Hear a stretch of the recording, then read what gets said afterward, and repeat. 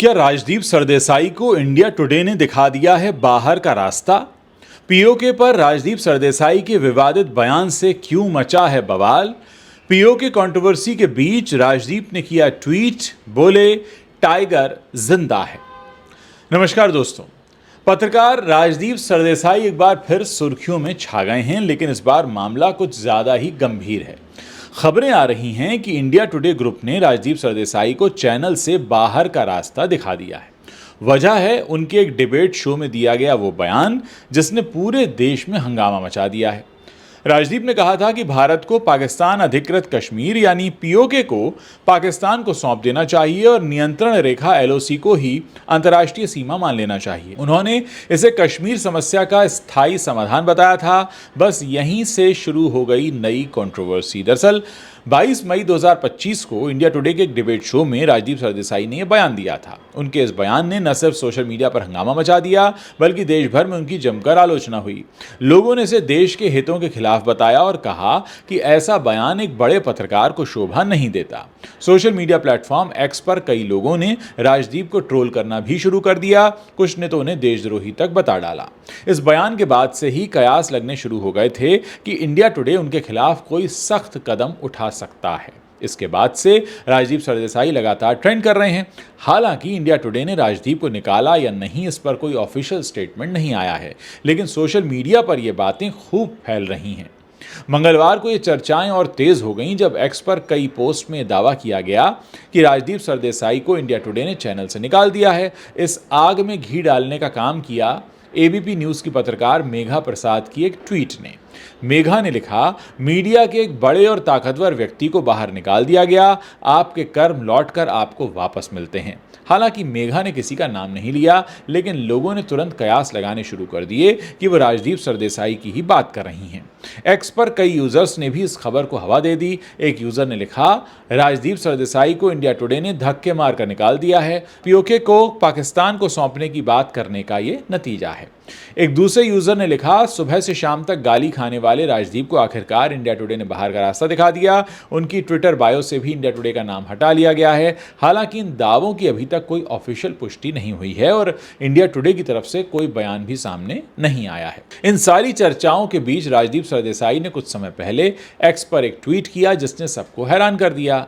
उन्होंने लिखा, breaking news, tiger जिंदा है और निडर है। उसके बाद एक स्माइली है और एक थम्स अप है।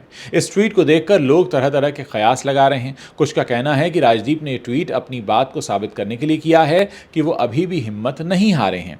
वहीं कुछ लोग इसे उनके निकाले जाने की खबर पर एक तंज के तौर पर देख रहे हैं। लेकिन इस ट्वीट ने एक बात तो साफ कर दी कि राजदीप इस पूरे मामले पर चुप बैठने वाले नहीं हैं। वैसे कोई पहला मौका नहीं है जब राजदीप सरदेसाई किसी विवाद में फंसे हों। इससे पहले जनवरी 2021 में किसान प्रदर्शन के दौरान भी वो मुश्किल में पड़ गए थे। उस वक्त राजदीप ने ट्वीट किया था कि गणतंत्र दिवस पर ट्रैक्टर रैली के दौरान एक प्रदर्शनकारी की मौत पुलिस की गोलीबारी में हुई थी। बाद में यह साफ हो गया कि उस प्रदर्शनकारी की मौत ट्रैक्टर पलटने की वजह से हुई थी। इस गलत सूचना देने की वजह से इंडिया टुडे को उनके खिलाफ एक्शन लेना पड़ा था। राजदीप को 2 हफ्तों के लिए ऑफ एयर कर दिया गया था और उनका 1 महीने का वेतन भी काट लिया गया था।